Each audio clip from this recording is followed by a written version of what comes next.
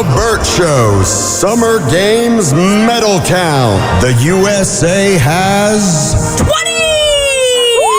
That was the Bert Show's Summer Games medal count. All right, so we're still lagging in the golds, but that's okay. Japan's got 6, France got 5, China's got 5, Australia's got 5, we got 3. However, we still have the most overall medals, okay?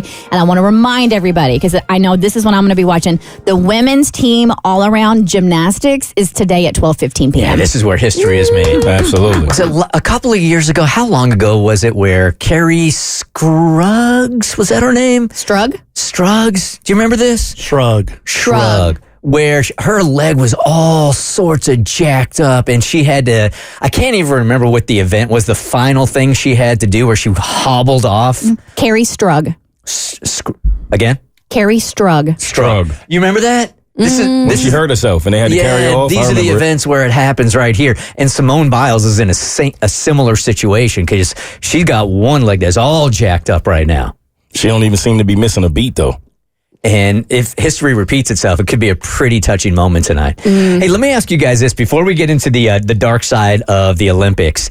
If you have a kid that is currently in an Olympic sport, right? Not an Olympian, I'm not saying that. But if your kid plays like tennis, swims, is in gymnastics, how much, we've done this before, but as shock value, how much has it cost you so far in training? 1-855-BERT-SHOW. And the reason why I'm asking is because of this statistic that Abby rattled off earlier this morning. Oh, yeah. So I saw a video of the Team USA gymnastics team showing off their leotards. They're so beautiful and they make them look so good. And they each get like 5 or 6 different Leos to have throughout the competition.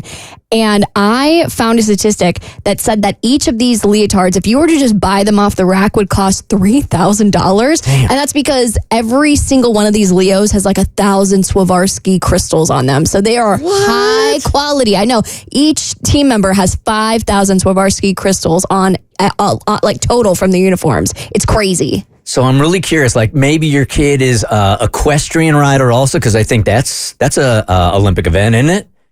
Yeah, dressage and equestrian. That's going to cost you a fortune right there. But you don't realize the costs that go into trying to win a gold medal. It's also time as well. So 1-855-BERT-SHOW, and we'll take your calls right after the dark side of the Olympics. So I pulled some of the most memorable scandals from Olympics of the past. But how about we go ahead and start with the scandal that just happened last week? Which one? Oh, is this the Canada? Oh, the drones. So on Monday, July 22nd, New Zealand's women's soccer team reported to French police that a drone had been flying over their practice sessions. French authorities were able to trace the drone back to Joseph Lombardi, a staff member of Canada Soccer. Wow. Canada and New Zealand were set to play each other on Thursday. So on Wednesday, July 24th, the Canadian Olympic Committee said it had sent home Lombardi and the assistant coach to whom he reported, Jasmine Mander.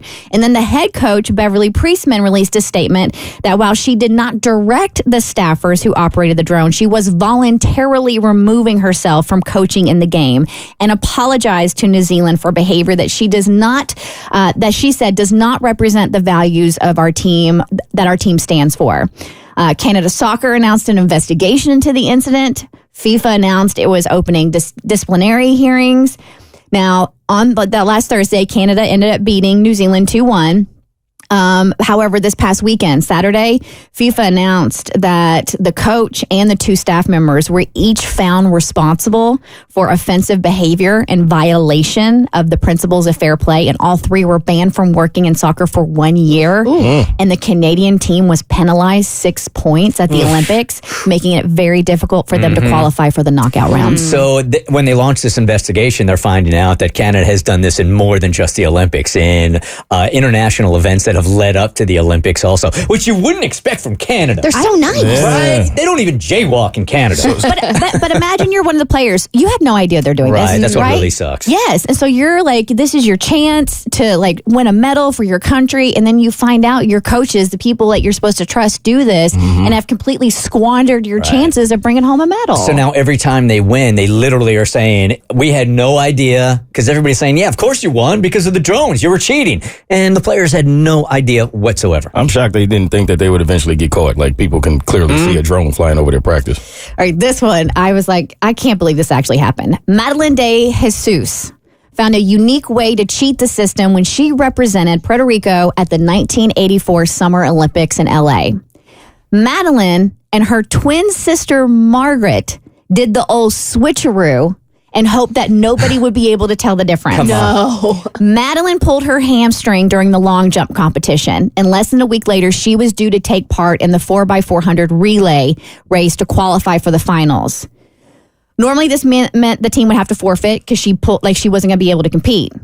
But what if her twin sister took her place? So sure enough, Madeline gave her twin sister all of her credentials, and for a few days, Margaret lived and trained at the Olympic Village while successfully posing as her sister. Then when the big day came, they qualified for the finals. What? She ran as her sister, qualified for the finals. And it looked like they were going to get away with it, except for one journalist from Puerto Rico who unmasked the entire plot because he noticed a beauty mark on a cheek that one had and the other did not. No way. Shut up. Was her sister an Olympic athlete? She was an athlete. She wasn't an Olympic athlete, but she was a track and field athlete. Okay. And But didn't qualify, and her sister did. Yep. Wow. And so they switched places so she could do that. Wow. That's the only reason they got caught. Oh, man. And then this is the one. I have a bunch of these, but this is the one that made me gasp.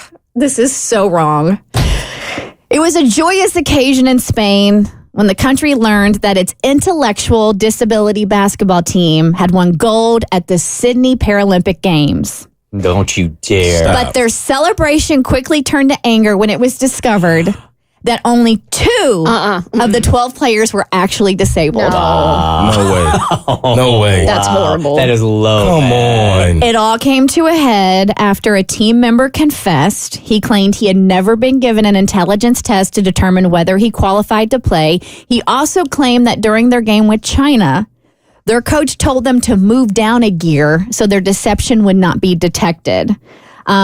The former head of the Spanish Federation for Mentally Handicapped Sports was found guilty of fraud in 2013. Whoa. Right? That's so nasty. So nasty. Disgusting. Like the lowest of low. On the heels of that, real quick, I would like to give some credit to one of our Bert's Big Adventure kids. Oh, yeah. Give it up for Sam. Sam won a gold medal at the Special Olympics. Go, Sam. A gold and a silver, man. Yes, he did. Dude, his mom and dad were telling me, like, while he was there, and he gets so pumped up. And apparently there's a lot of smack talk that goes on at the Special Olympics. There is. I have judged one time, and I was floored how much crap they talk to each other. My dad coached the Special Olympic football team, and he told me it'd get real out there. So Sam's down there, and he's gearing up for a swim or whatever. And Bethany says she looks down there, and her son is going, Kissing his muscles. kissing his biceps before he's about to hop in the water. I love it. So precious. All right, so before we started that, I asked for a little perspective. When you watch these athletes in the Olympics, what you don't think is how much it costs to get them there, right?